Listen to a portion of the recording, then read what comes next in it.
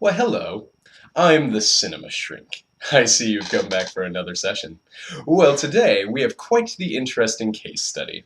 Yes, quite the interesting case study indeed.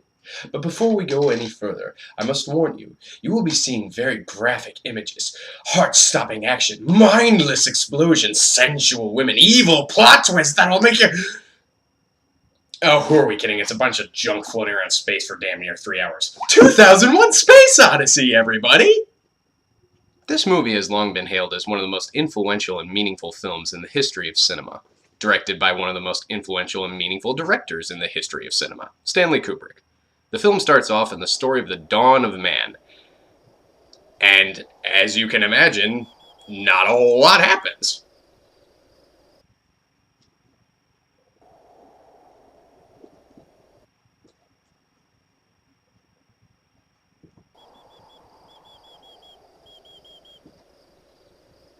Uh, Atmosphere's good, I guess?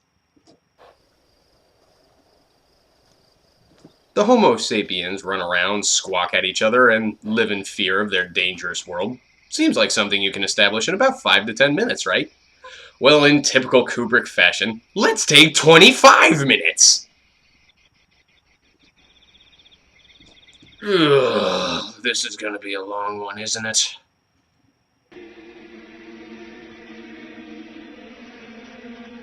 The first interesting thing that happens is a black monolith appears out of nowhere one day, and all the Homo sapiens start losing their mind over it. Look at them, all dancing around, losing their mind. It's just a black slab of rock, guys. You see rocks all the time. Well, anywho, sometime after their near-death experience with an inanimate friggin' rock, one of the apes discovers he can use a bone from a dead animal as a club. Jeez, you really are starting at the beginning, aren't you, Kubrick? Well, the point is made well, and the newly armed monkey man quickly becomes revered and powerful among the rest of the species. His discovery is marking a new way of thinking for mankind. The club represents the change from animalistic-style living to what we are today. To drive the point home, he throws the club up in the air and we cut to manned satellites and orbital space stations. Sounds exciting, no? No! It's just a bunch of stuff floating around space set to classical music.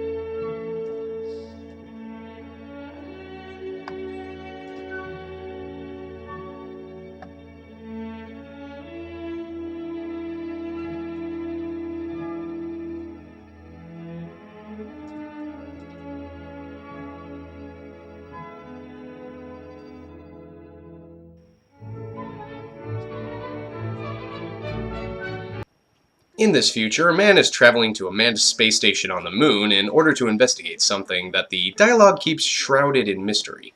Weeks, some extremely odd things have been happening at Clavius. Oh, really? Yes. Well, for one thing, whenever you phone the base, all you can get is a recording which repeats that the phone lines are temporarily out of order. Well, probably having some trouble with their equipment or something like that. Yes. Oh my god, Kubrick, nothing is happening. We're like an hour in, and I'm not sure I've heard a single line of dialogue that invests me in this film. How in any way can I tie this back to my field? Please, Kubrick, please! Hello, it's a black monolith like the apes discovered. And the humans are acting, well, pretty similarly to the apes. They aren't quite as physically active, but the fear and trepidation is all still there. Well, I'll be damned. Kubrick just bored me in order to drive his point home. I was bored of the apes because I felt they were basic simpletons. But lo and behold, if we aren't reacting the same way they did to something different.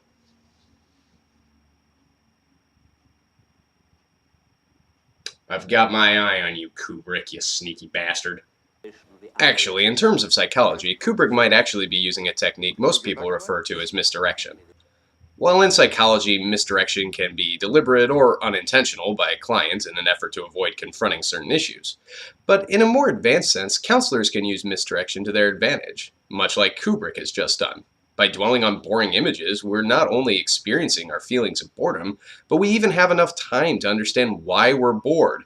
Nothing's happening. It's all so basic. Who cares about a club? They're everywhere. Everyone's so stupid. But then Kubrick takes the misdirection away, and we're left looking in a mirror at ourselves and probably our pompous views of mankind. Hooray for insight! Insight! Okay, moving forward. The third chapter of the movie tells the story of a crew of astronauts on the first manned trip to Jupiter. Only 2 of the astronauts are awake while the rest are in space sleep. On board with them is HAL, a supercomputer that can do the job of hundreds of people in the blink of an eye. But as the mission continues, HAL begins to make errors and show emotion, 2 things that the astronauts decide merit a shutdown of HAL if it continues. In an effort to avoid this, HAL jettisons one of the astronauts into space. HAL then reveals to the surviving astronaut David that he has been malfunctioning because he had been instructed to lie by mission control, which is against his programming. It turns out the real mission is to follow a signal sent by the monolith in Chapter 2 that was sent towards Jupiter. David understands that HAL will kill him in order for the mission to carry on, and concludes that he must shut him down. And in a very emotional scene, HAL professes his fear to David. He even sings himself a lullaby in order to calm himself as David begins shutting him down, effectively killing him. If you'd like to hear it, I can sing it for you. Yes, I'd like to hear it, Hal. Sing it for me. It's called Daisy. Why am I crying for a computer man murderer? Give me your answer, do. Well, once David kills HAL, we are left with a stunning realization. HAL was more developed as a character than the other astronauts. In a very real way, we understood HAL more than the 2 human beings. Interesting that the most human character wasn't a human at all. And once again we're asked the question, what does it mean to be human? Well, enough of that deep thought. Let's go on an acid-induced trip! Yes, indeed. The 4th and final chapter of this film is David coming into contact with another black monolith. And, well, I don't really know what's happening here. I mean, acid trip, then some weird old-style room, then young David, then old David, then dying David, then monolith, then giant fetus that's as big as a planet? Yeah, I'm pretty much at a loss. Huh, well, that's the end. Guess Kubrick was just trying to toy with us after all. Sorry guys, but not even the cinema shrink can figure this film out. Well, guess there's nothing else to do. Guess I'll go gamble or, drink something. I don't know. There's really not a whole lot of... Wait a minute! This is exactly the type of thinking I had in the first chapter. Except now, instead of knowing everything, I know nothing.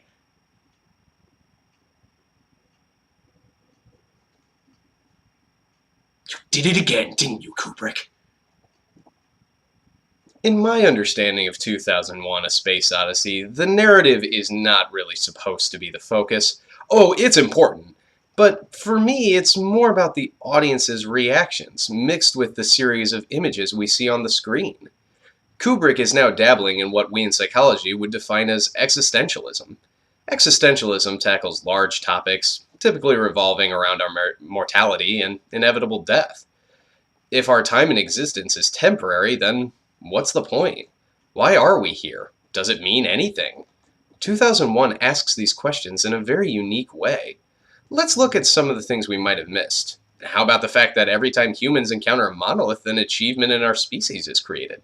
The first time is the club, which eventually leads to enough developments to take us to space.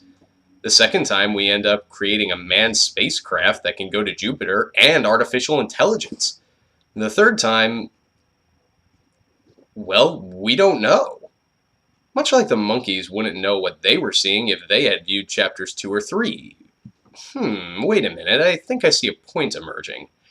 If we can put ourselves in the shoes of the characters in each chapter, we might be able to see these points from a holistic point of view. We can see where we come from, where we are, where we'll be soon, and potentially where we'll end up. But just like the apes in the beginning, someone might be watching us play with our spaceships and toys the same way we watch the apes play with the club at the dawn of man. And they might be thinking, psh, amateurs, just like we did. So in true counselor form, the message I take away from 2001 A Space Odyssey is empathy, or the ability to alter your perspective from your own to another's. Something that is deeply lacking in many of the characters in these stories, and the characters of our real world. Or, it's just a bunch of crap floating around space for 5 hours. I really can't tell the difference. I'm the cinema shrink, and so I ask, how do you feel about that?